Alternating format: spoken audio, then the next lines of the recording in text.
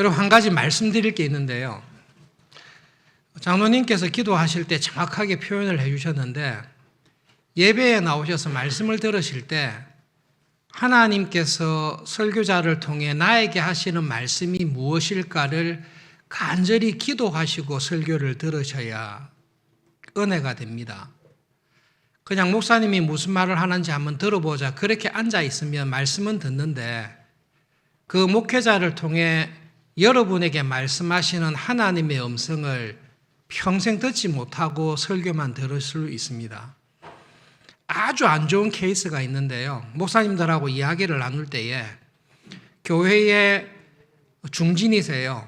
근데 설교 시간에 항상 노트 필기를 하십니다.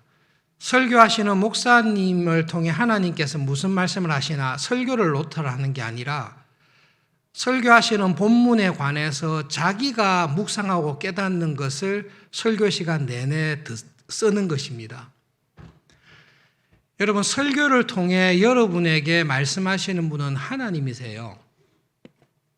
근데 여러분, 이 자리에 사도 바울이 설교하거나 예수님께서 설교하더라도 마음속에 예수님을 통해 바울을 통해 나에게 무슨 말씀을 하실지 듣는 열심과 기도하는 마음으로 들을 때에 하나님께서 은혜를 주십니다. 그런데 무슨 이야기 하는지 한번 들어보자, 그렇게 듣지 않습니까? 그러면 예수님께서 설교하셔도 가버나움 사람처럼, 베세다 사람처럼, 사도 바울이 설교해도 아테네 사람들처럼 하나님의 말씀을 전혀 안 듣습니다. 못 듣습니다. 그래서 여러분, 예배를 드릴 때에, 특별히 하나님의 말씀을 들을 때에 하나님께서 저 설교자를 통해, 저 부족한 설교자지만 성령님께서는 저 부족한 설교자를 통해서라도 나에게 하실 말씀이 분명히 있을 줄을 믿습니다. 개떡같이 설교해도 성령님께서 은혜를 주셔서 찰떡과 같이 알아들을 수 있는 은혜를 주실 것을 하나님은 그런 분이심을 믿습니다라고 기도하며 간구하면서 설교를 들을 때에 그때에 하나님께서 은혜를 주시고 성령님께서 은혜를 주십니다. 설교 시간에 정신이 딴 데가 계시거나 아예 주무시거나 내가 원하는 설교를 쓰고 있는 사람은 하나님에 대한 자기의 태도를 정한 것입니다. 저는 하나님 말씀 들을 마음이 없습니다. 저는 하나님께서 하는 말씀보다 내 마음에 떠오르는 말을 듣고 싶습니다. 그렇게 하는 사람은 은혜의 자리에 이미 떠나 있기 때문에 평생 설교를 들어도 하나님의 말씀과 은혜를 못 듣는 자리에 들어갈 위험이 너무나 많이 있습니다.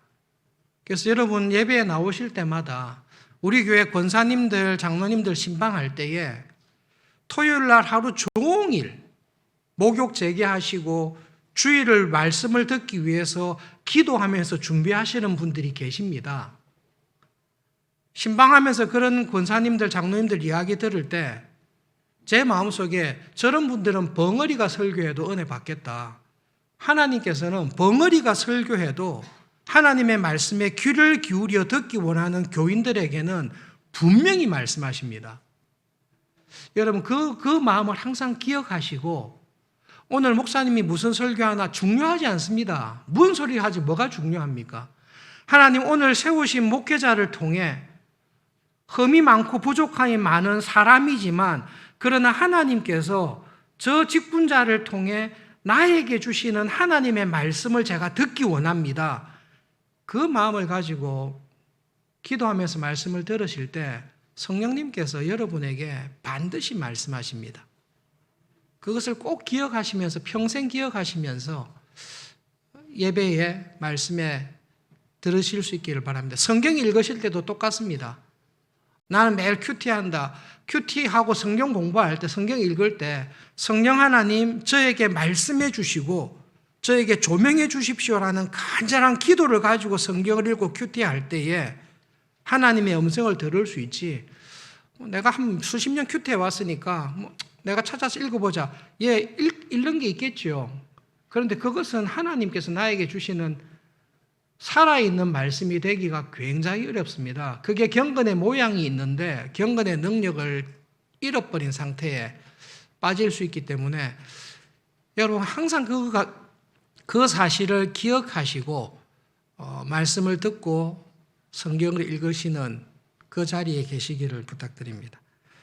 뒤돌아봤을 때에 지금 오늘 있었던 이 장면보다 다윗의 인생에 결정적인 일은 없습니다. 질 수밖에 없는 싸움입니다. 여러분, 질 수밖에 없는 싸움입니다.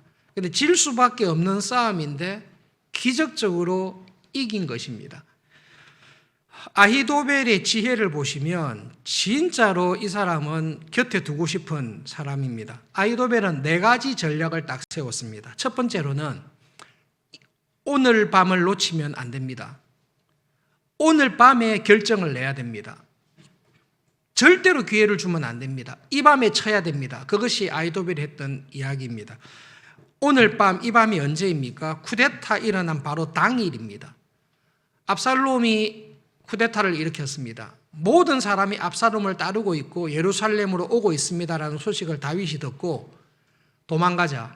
우리 여기 있었다가는 다 죽는다. 빨리 도망가자 해서 개인 용병들과 충성된 부하들과 신하들을 데리고 도망가는 그날입니다. 시간이 되면 좀 상세히 설명드리면 좋겠지만 여러분 지도를 보시면 예루살렘 성전에서 요단강을 건너기까지 언덕을 지나고 계곡을 지나고 바울임을 지나고 이게 있는데요. 그날 오후에 급히 도망가면서 지금 아직 요단강을 못 건너서 요 지역에 있는 요 날입니다. 야영할 수밖에 없는 요단강을 건너지 못하고 야영할 수밖에 없는 오늘 밤인데 아히도벨은 오늘 쳐야 됩니다. 지금 다윗은 오늘 갑자기 쿠데타 소식을 듣고 허겁지겁 부하들을 데리고 도망갔습니다. 오늘 밤 어딘가에서 야영할 텐데 오늘 밤에 쳐야 됩니다. 오늘 밤을 놓치면 안 됩니다. 그리고 12,000명의 정예병만 주십시오. 다윗과 함께 도망갔던 인원, 이방인들 용병들하고 요압과 아비새와 함께 했던 군인들의 숫자, 그리고 함께 갔던 신하들의 숫자를 학자들이 한 2,000명 정도로 생각합니다. 많이 돼봤자 2,000명일 것이다. 그런데 아히도벨은 12,000명을 달라고 한 것입니다. 6대1이죠. 전쟁할 때 1대1로 붙어도 쉽지 않은데 이게 3대1 이상이면 게임이 끝나고 6대1 정도면 이미 이거는 아무리 잘 싸워도 이길 수가 없습니다. 아히도벨의 계획이 참 지혜롭습니다.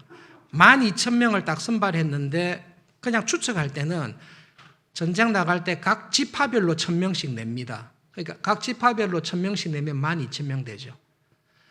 다윗을 반란하여서 다윗을 죽이는 전쟁에 이스라엘의 모든 지파가 다 동참했고 가담했다라는 구실을 딱 만들어 놓은 것입니다. 어느 한 지파가 반대한 게 아닙니다. 이스라엘의 모든 지파가 1,000명씩 군인을 뽑아서 그 1,000명이 가서 다윗을 왕을 죽이고 모반하는 일에 다 가담했습니다. 이렇게 되면 쿠데타 끝나고 난 다음에도 어느 지파도 변명을 하지 못합니다. 1,000명씩 뽑아서 12,000명을 주십시오. 세 번째로는 다윗만 죽이면 됩니다. 괜히 군인들하고 싸울 필요 없습니다. 군인들도 우리 백성이고 전쟁이 끝나면 압살롬 당신의 신하들이 될 텐데 지금 문제는 태양이 2개입니다. 하늘 아래 2개의 태양이 있을 수 없습니다. 다윗만 있든지 압살롬만 있어야 되는데 다윗만 죽이면 됩니다. 그리고 지금 정신없이 도망가 있을 때에 12,000명의 병사를 이끌고 샅샅이 뒤져서 다윗이 있는 것만 알고 다윗만 쳐서 죽이면 이거는 문제가 끝납니다. 다윗만 죽이면 됩니다. 그 다음에 마지막에 참 이렇게 충성된 말을 했는데요. 내가 이 일을 하겠습니다.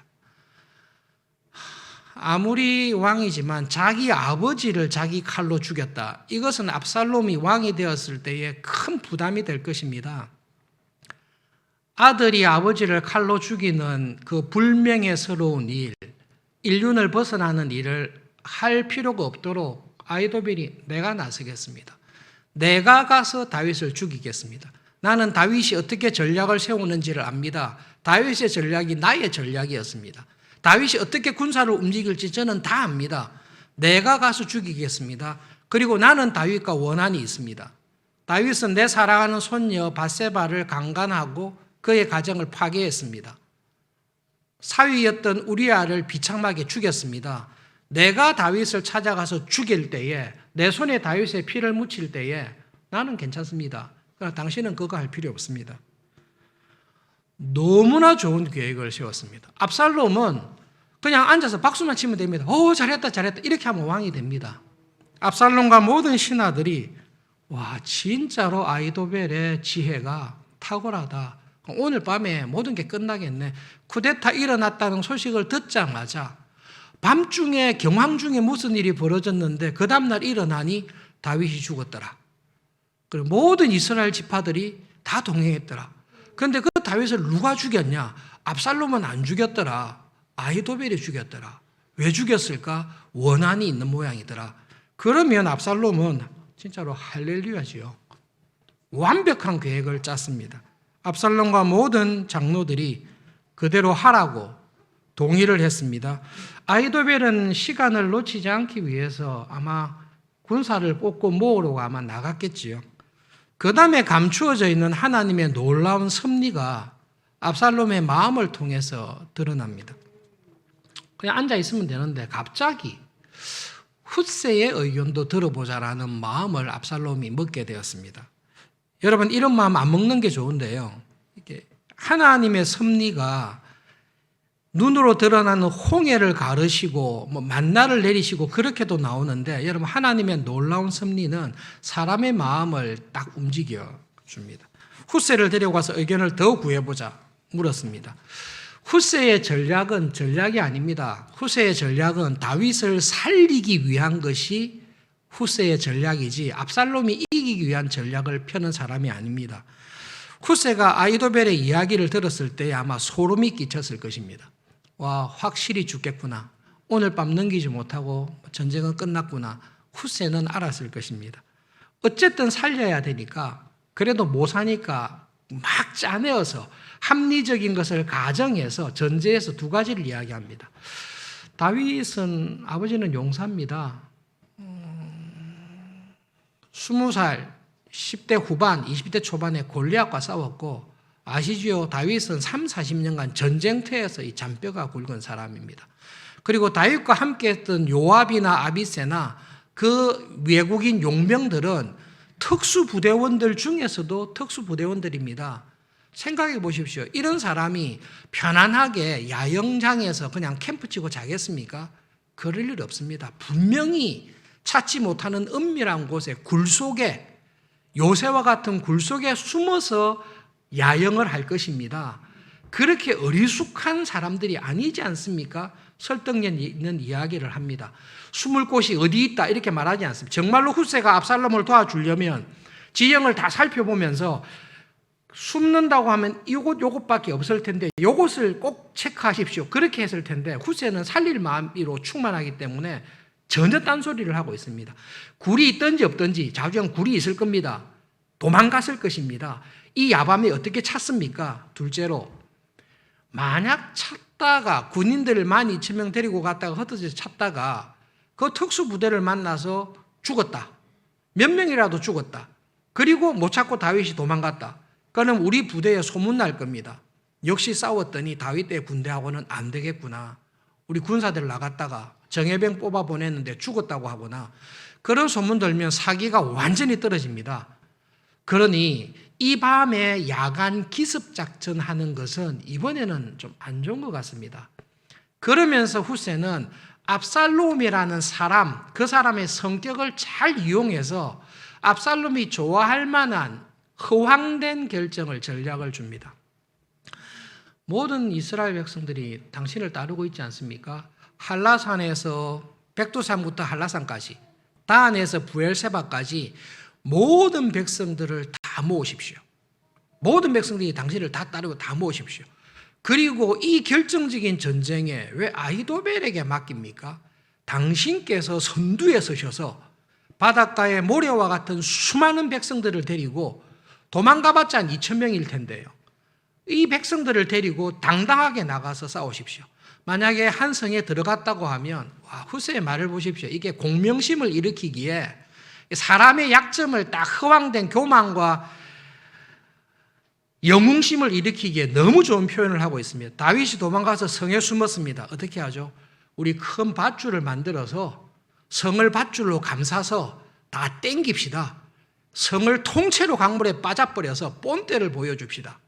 그렇게 해서 당신이 왕이신 것을 증명합시다 했을 때 허영심 많고 영웅심에 있는 압살롬의 마음이 그 말에 싹 넘어갔습니다. 결국은 안 됐죠. 누구의 전략이 우수합니까? 아히도벨의 전략이 탁월합니까? 후세의 전략이 탁월합니까? 그건 후세한테 물어보시면 됩니다. 후세는 이 거짓된 전략을 말하고 난 다음에 급하게 사람을 불러서 다윗에게 전령을 보냅니다. 내가 이렇게 조언했지만 혹시라도 아히도벨의 계획이 채택되면 오늘 반드시 다 죽습니다. 그러니 죽음을 무릅쓰고 요단강을 밤사이에 무조건 건너야 됩니다. 요단강 안 건너고 계속 있으면 반드시 아히도벨의 계획대로 오늘 밤에 모든 전쟁은 끝나니까 도망가야 됩니다라고 후세가 이야기를 해줍니다. 성경을 쭉 읽어보시면 역시 사람이 지혜가 중요하지요. 그런데 이 사건을 통해 하나님께서 다윗에게 우리에게 말하고 하는 핵심은 14절에 있습니다. 사무엘하 17장 14절에 있는데요. 함께 읽어보겠습니다. 네, 압살롬과 온 이스라엘 사람들이 이르되 아렉 사람 후세의 계략은 아히도벨의 계략보다 낫다 하니 이는 여호와께서 압살롬에게 화를 내리려 하사 아히도벨의 좋은 계략을 물리치라고 명령하셨습니다. 아히도벨의 계략이 훨씬 더 좋고 지혜롭습니다. 성경도 그렇게 이야기합니다. 그런데 모든 사람이 아히도벨의 좋은 지혜를 거부하고 어리석은 후세의 계략을 따르기로 마음을 다 바꾸었습니다. 여러분, 하나님께서 아합을 죽이실 때 하신 거 아시죠? 여러분, 성경을 읽고 하나님을 생각하실 때에 하나님께서는 결국 하나님이십니다. 하나님은 우리의 종이 아닙니다. 하나님은 하나님이십니다. 하나님께서 한번 작정하시고 아합을 죽이겠다라고 작정하시고 섭리하시면 아합은 반드시 죽습니다. 그런데 어떻게 죽이십니까? 억지로 죽이시지 않습니다. 거짓말하는 천사를 보내서 아합 주위에 길랄 라못과 가서 싸우십시오. 반드시 대성합니다라고 이야기하는 목사들, 선지자들, 신하들을 아합 주위에 가득 채워줍니다. 그것을 하나님께서 막지 않으십니다. 그렇게 해서 아합은 전쟁터에 나가서 죽습니다. 왜 죽습니까? 하나님께서 한번 섭리하시고 작정하시면 그대로 반드시 됩니다. 압살롬과 다윗의 전쟁에서 누구의 뜻이 중요합니까? 누구의 작정이 중요합니까? 하나님의 뜻과 하나님의 작정이 중요합니다. 하나님은 압살롬을 죽이시기로, 압살롬이 행했던 악을 악으로 갚으시기로 이미 작정하셨습니다. 그리고 하나님 앞에서 부족함이 많고 허물도 많고 죄가 크지만 그럼에도 불구하고 하나님의 은혜를 구하는 다윗에게 은혜를 베푸시기로 아직까지 은혜를 거두지 않고 계십니다. 이스라엘의 왕은 누가 됩니까? 하나님께서 기름 부은 사람이 왕이 됩니다. 하나님께서 압살롬을 기름 부었습니까? 자기가 그리 기름 부었습니다. 자기가 기름 부었습니다. 인간적으로 볼 때는 압살롬이 반드시 이길 수밖에 없습니다. 그런데 어떻게 해서 이 전쟁에서 다윗이 이깁니까? 후세의 전략이 뛰어나서 그렇습니까? 성경은 하나님께서 압살롬에게 화를 내기로 작정하셨고 아히도벨의 계략이 실패할 수밖에 없도록 하나님께서 작정하셨기 때문에 압살롬의 마음이, 옆에 있던 모든 장로들과 참모들의 마음이 후세의 견해를 따르게 된 것입니다. 은연중에 성경에 드러나 있는 것 중에 여러분, C.S. 루이스의 나니아 왕국 이야기를 보시면 아슬란이라는 사자가 나오는데요. 그 사자가 하나님을 표현합니다. 아슬란에 대해서 아슬란을 경험했던 동물나라의 나니아 왕국 사람들이 이야기를 하는데 아슬란은 사자입니다. 참 자애롭고 우리를 보호해 줍니다. 그런데 아슬란은 길들일 수는 없습니다.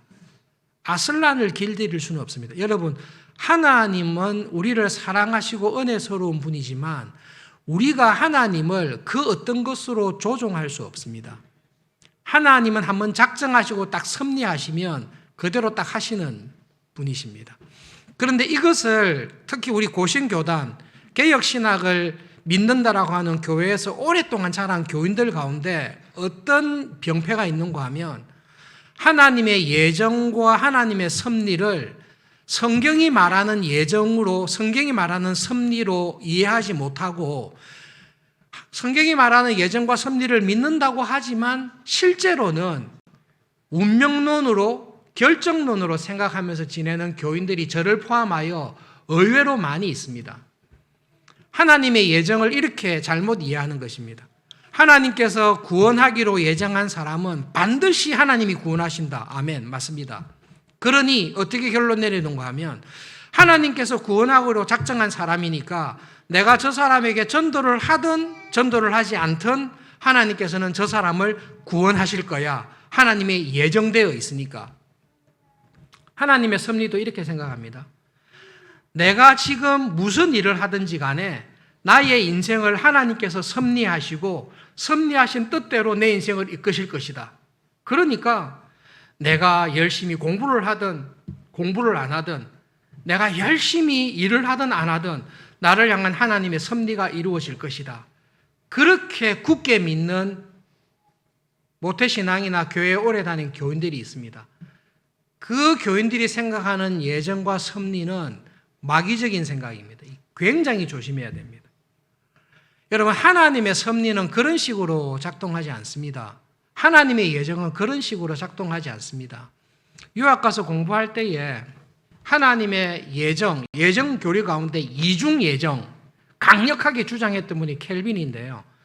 켈빈의 제네바 교회가 하나님께서 택하신 사람은 반드시 구원하시고 하나님께서 택하지 아니한 사람은 영원한 저주 가운데 있는다는 것을 굳게 믿었습니다. 그래서 우리가 전도를 열심히 안 해도 예정받은 사람은 다 구원받을 것이니까 그냥 하나님의 뜻에 맡기자. 그렇게 안 했습니다. 온 유럽이 로마 가톨릭의 세력 하에서 전도하는 것이 불가능할 때에 남미의 브라질에 선교사를 파송해서 교회가 온 힘을 다해서 선교사에게 힘썼던 것이 제네바 교회의 역사입니다. 공부하면서 깜짝 놀랐어요. 아티클을 찾아가면서 읽을 때에 그 이유가 뭐냐? 왜 브라질까지 제네바 교회 자체가 생존이 어려운데 왜 브라질까지 선교사를 그렇게 힘들게 보냈습니까? 라고 밀었을 때에 남미 브라질의 원주민들 사이에서도 하나님께서 은혜 주셔서 구원하기로 한 예정된 백성들이 있을 것이다라는 그 믿음이 있습니다. 그 믿음이 있으니까 어떻게 해야 되죠? 선교사를 보내야죠. 믿음은 들음에서 나니까. 제네바 교회가 온 힘을 다해서 선교사를 그 핍박 중에도 보낸 것입니다. 하나님의 섭리를 믿을 때에 내가 어떤 일을 하든지 간에 하나님께서 섭리한 대로 다 된다. 예, 맞습니다. 그러므로 내가 아무 일을 안 해도 된다. 그것은 하나님의 섭리를 완전히 운명론으로 오해한 것입니다. 여러분, 다윗이 이 전쟁에서 이겼습니다. 하나님의 도우심과 섭리의 손길 가운데 이겼습니다. 그런데 다윗이 이기게 된 이유가 어디에 있습니까? 사무엘하 15장 31절에 있습니다. 같이 읽었는데요. 사무엘하 15장 31절 한 번 더 같이 읽어보겠습니다. 네, 어떤 사람이 다윗에게 알리되 압살롬과 함께 모반한 자들 가운데 아히도벨이 있나이다 하니 다윗이 이르되 여호와여 원하옵건대 아히도벨의 모략을 어리석게 하옵소서 하니라. 하나님께 간절히 기도하고 있습니다. 다윗은 하나님의 간섭과 섭리를 믿습니다. 믿기 때문에 지금 상황이 그대로 진행이 되면 자기가 반드시 죽을 수밖에 없다는 것을 압니다. 그럴 때 다윗이 하나님의 섭리다. 지난 4년간 어쩔 수 없이 하나님의 섭리 가운데 됐구나. 하나님의 섭리대로 하십시오. 그렇게 하지 않습니다. 절박한 상황에 딱 몰려서 빼도 박도 못할 그 상황에 딱 몰렸을 때에 다윗은 섭리하시는 하나님을 믿고 딱 들어가서 간절히 기도합니다. 지금 다윗 정신없을 때입니다. 허둥지둥 도망가는 중에 아히도벨의 소식을 딱 듣자마자 그 자리에서 간절하게 하나님께 기도합니다. 섭리하시는 하나님, 하나님 이대로 갔다가는 반드시 죽습니다. 아히도벨의 지혜와 계략이 반드시 통과되면 우리는 반드시 죽습니다. 그러니 하나님 섭리해 주십시오. 도와주셔서 아히도벨의 지혜와 계략이 무너지도록 하나님 도와주십시오라고 하나님께 간절히 기도합니다. 여러분, 그 다윗이 했던 일을 가만히 보십시오. 수능이 있습니다. 내가 공부를 열심히 하든 안 하든 하나님의 섭리가 이루어질 거야. 그렇게 하지 않습니다. 다윗은 도망가는 와중에 자기가 할 수 있는 모든 일을 다 합니다. 훗새를 보내서 한 사람은 데리고 가고, 이때는 데리고 가고, 훗새는 예루살렘으로 보내서 어떻게 되는지 압살롬 옆에 붙어서 근황을 알려달라고 자기가 할 수 있는 최선을 다합니다. 제사장들이 왔을 때에 돌려보내면서 하나님께 맡기자, 섭리대로 되게 그렇게 하지 않습니다. 맡기면서 제사장의 아들들에게 중요한 전갈이 있으면 나에게 전달해 달라고 정탐꾼으로 연락책으로 맡깁니다.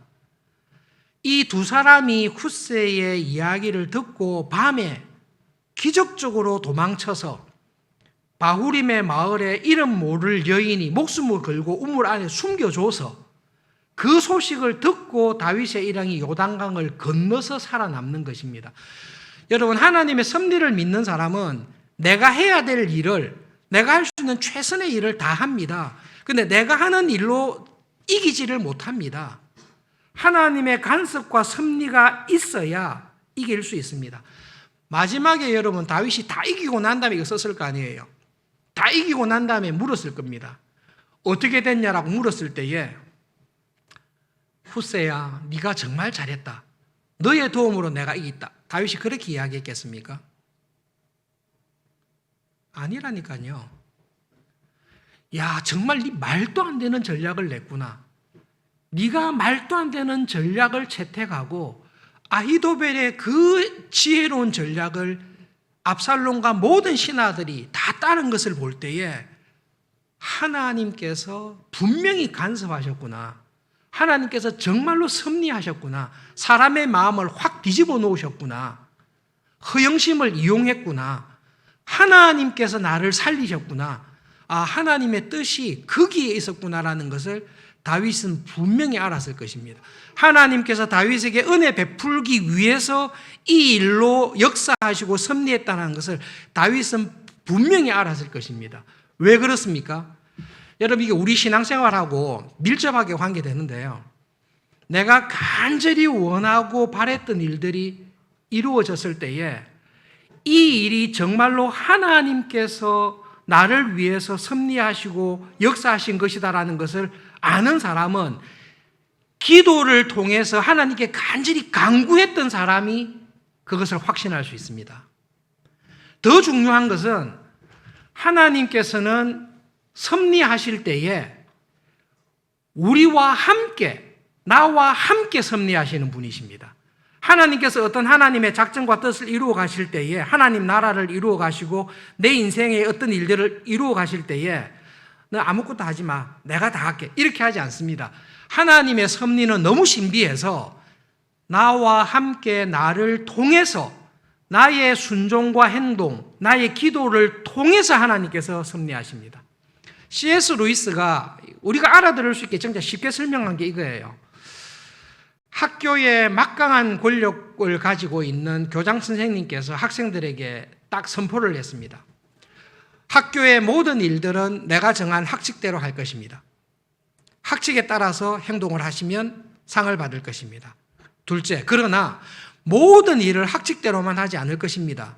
어떤 일들은 나에게 와서 상의를 하십시오. 나에게 상의를 하면 내가 이야기를 들어보고, 내가 그 이야기를 들어보고 그 상황에 따라서 내가 결정을 해서 학칙과 관계없이 학칙을 무시하는 것이 아니라 학칙대로 운영하지만 어떤 사안에 대해서는 내가 이야기를 들어보고 내 결정에 따라서 진행할 것입니다. 이것이 우리 학교를 운영하는 원칙입니다라고 이야기를 한 것입니다. 농사를 짓는 사람이 잡초를 한 포기를 더 뽑고 땅을 한 평이라도 더 많이 개간하면 잡초를 뽑은 만큼 땀을 흘린 만큼 수확을 많이 하도록 하겠다는 것이 하나님의 섭리의 원리입니다. 동시에 하나님께서는 어떤 룰을 정해놨는데 이 룰과 다른 어떤 요구를 할 때에 교장 선생님에게 와서 부탁을 할 때에 이 룰을 변경하시는 분이십니다. 슬로보아스의 딸들 아시죠? 모든 땅은 아들들에게만 상속해라. 하나님께서 정하는 원칙 1, 섭리 1입니다. 슬로보아스의 딸들이 와서 하나님께 부탁을 하고 항의를 했습니다. 우리 집에는 아들이 하나도 없습니다. 하나님께서 안 주셨지 않습니까? 우리 집에는 딸들밖에 없습니다. 그런데 하나님, 학칙 1번이 우리에게는 안 맞습니다. 우리에게 은혜를 더 베풀어 주십시오.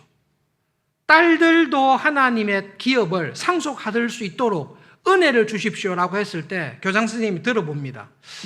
그렇군. 그렇다면 내가 학칙 1과 관계없이 나에게 와서 부탁하고 은혜를 구하는 너에게 땅을 상속할 수 있도록 내가 뜻을 바꾸겠다. 이렇게 하나님이 섭리하십니다. 도망하는 와중에 다윗이 하나님 앞에 딱 나와서 하나님, 저를 불쌍히 여겨주십시오. 하나님께서 저를 도와주십시오. 제가 잘못한 것이 많고 제가 이렇게 쫓겨갈 수밖에 없는 처지에 있지만 그러나 하나님께서 은혜를 베풀어 주십시오. 구체적으로 아이도벨의 지혜와 전략이 채택되지 않도록 하나님 도와주십시오라고 기도했을 때에 하나님께서 그 기도를 들으시고 이렇게 간섭하십니다. 성경을 알고 신학을 하고 공부를 했다는 교인들 가운데 만약에 다윗이 그때 기도를 안 했더라면 하나님께서 다른 식으로 할 수 있지 않았을까요? 라는 이런 교만한 생각을, 어리석은 생각을, 사변적인 생각을 하지 마십시오. 성경은 우리에게 하나님은 섭리하실 때에 우리의 순종과 우리의 기도를 들으시고 우리의 순종을 통해서 훗새를 보내고 제사장들을 보내고 우리의 기도를 통해서 하나님께 특별한 은혜를 구하는 우리의 기도를 들으시고 하나님은 섭리하십니다. 하나님께서 내 삶에, 여러분의 남은 삶에 어떻게 간섭하시는가 하면요, C.S. 루이스가 쉽게 설명 잘했습니다. 우리의 삶이 A 지점에서 B 지점으로 갑니다. 세월이 흐르면. 그런데 A 지점에서 B로 갔다가 B로 C로 갑니다. 그런데 내가 A에서 B로 갔을 때에 C가 보입니다. A가 있을 때는 C가 안 보입니다. A에서 B로 갔습니다. B에서 C로 갑니다. C에서 D로 가고 E로 가고 죽습니다. 하나님께 기도도 하지 않고 하나님의 섭리대로 될 거야. 섭리대로 하시겠지. 그러면 여러분, 나는 A에서 B로 갔다가 C로 갔다가 D로 갔다가 죽을 것입니다. 그런데 여러분, 하나님은 어떻게 섭리하시는가 하면 내가 A에서 B로 갔습니다. B에서 볼 때에 너무 기가 막힌 일이 있습니다. 내가 간절히 원하는 게 있습니다. 이때 하나님께 기도하는 것입니다. 하나님, 저를 도와주십시오. 저에게 은혜를 베풀어 주십시오. 저에게 하나님께서 섭리해 주십시오라고 간절히 기도하면 하나님께서 C로 갈 나의 인생을 C-로 바꾸십니다. 하나님은 그렇게 섭리하시는 분입니다. 예정론이나 섭리를 잘못 이해하는 교인들은 하나님께서 예정해 놓으셨다. 내가 A에 갔으면 B로 갈 수밖에 없고 B로 갔으면 내가 아무리 기도해도 C로 갈 수밖에 없다. 이게 무슨 하나님입니까? 예정론이 하나님을 컨트롤하지 않습니다. 하나님께서 예정하십니다. 섭리론이 하나님을 컨트롤하는 게 아니라 자유의지로 충만하신 하나님, 은혜로 충만하신 하나님께서 나의 기도를 들으시고 여러분의 기도를 들으시고 내 인생을 섭리하십니다. 뒤집어서 말하면 내가 지금 당한 상황과 환경과 축복과 내가 있는 상황 속에서 기도하지 않습니다. 아무것도 하지 않습니다. 그러면 당연히 모든 사람이 가는 것처럼 C로 가고 D로 가다가 죽을 것입니다. 그러나 하나님을 믿고 하나님에 대한 은혜를 구하고, 하나님은 섭리하시는 하나님, 쉽게 말하면 내가 간절히 구하고 은혜를 구할 때에 C로 갈 계획 자체를 아예 바꾸어버려서 섭리하시는 하나님이다라는 것을 믿는 사람은 기도합니다. 다윗이 지금 그 고백을 하고 있는 것입니다. 여러분, 하나님께서는 살아계시고 우리의 삶에 간섭하시는 분이십니다. 하나님께서는 다윗아 네가 기도 안 해도 내가 섭리할까, 그러지 않습니다. 하나님께서는 다윗이 기도하기를 기다리고 계십니다. 네가 기도만 해라, 그러면 내가 반드시 섭리하겠다. 이게 하나님께 섭리하시는 것입니다. 하나님께서는 우리가, 여러분 한 분 한 분이 하나님 앞에 나와서 기도하기를 기다리고 계십니다. 네 제발 내 앞에 나와서 기도만 해라. 그러면 네가 생각하지 못했던 놀라운 은혜로 너의 삶에 섭리할 것이고 너를 통해서 하나님의 나라를 이루어 갈 것이다. 왜냐하면 여러분, 하나님께서는 우리를 덜러리로 만드신 게 아니라 하나님께서는 우리 한 사람 한 사람을 하나님의 대리인으로, 하나님과 동역하는 사람으로 우리를 부르셨습니다. 그것이 하나님께서 우리에게 주시는 은혜입니다. 섭리하시는 하나님이신 것을 우리는 믿습니다. 하나님의 뜻은 반드시 된다는 것을 믿습니다. 하나님의 뜻이 반드시 되는데 그것은 우리의 순종과 우리의 기도를 통해서 됩니다. 그러므로 여러분, 기도는 내 인생을 주장하시는 하나님의 섭리에 내가 참여할 수 있도록 주신 특권입니다. 그 특권을 안 쓸 수도 있어요.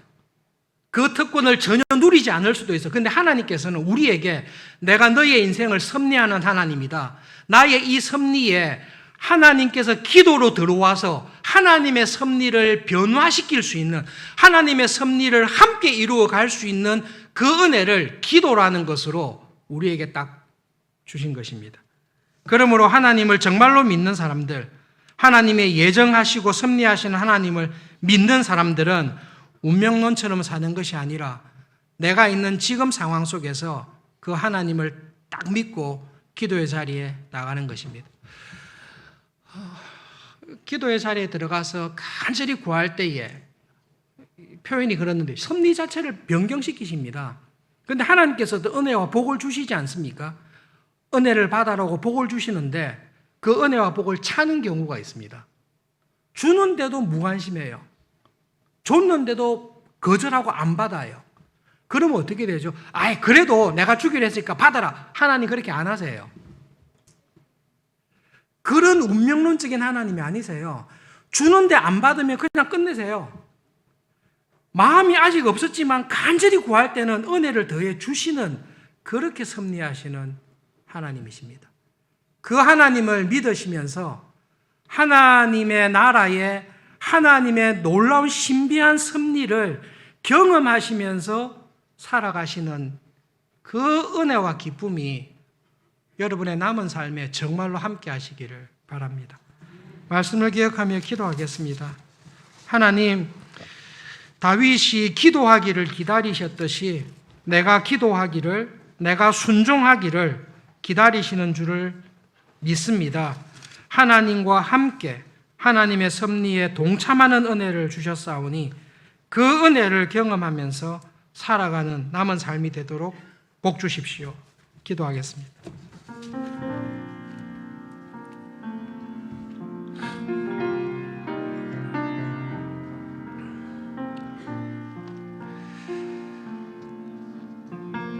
살아계신 하나님, 그리고 섭리하시는 하나님, 우리의 기도와 순종을 통해서 하나님의 뜻과 하나님의 섭리를 이루어 가시는 하나님, 저희들이 그 살아계시고 내 삶에 간섭하시고 우리의 기도에 귀를 기울이시고 역사하시는 하나님을 믿고 그 하나님을 향해 기도하며 그 하나님을 즐거워하며 하나님의 동역자로, 하나님의 대리인으로 살아가도록 은혜 베풀어 주십시오. 하나님, 기도의 특권과 은혜를 기억하며 감사합니다. 그 하나님과 동역하는 하나님의 놀라운 역사에 참여할 수 있는 기도의 은혜와 특권을 주셨사오니 하나님, 이 은혜를 경험하며 이 은혜로 인하여 하나님을 더 사랑하며 살아가도록 우리에게 은혜 베풀어 주십시오.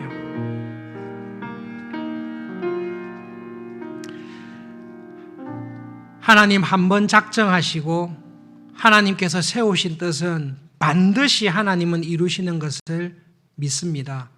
하나님, 그 하나님의 섭리 가운데 우리를 초청해 주시고 하나님의 섭리에 동참할 수 있는, 기여할 수 있는, 참여할 수 있는 은혜와 특권을 기도를 통해 우리의 믿음의 순종을 통해 주신 것을 기억하며 힘을 얻습니다. 하나님, 평생에 하나님의 섭리와 도우심을 경험했기에 평생에 기도하면서 살았던 그 다윗처럼 저희들에게도 그런 은혜를 주시옵소서. 예수님의 이름으로 기도합니다. 아멘.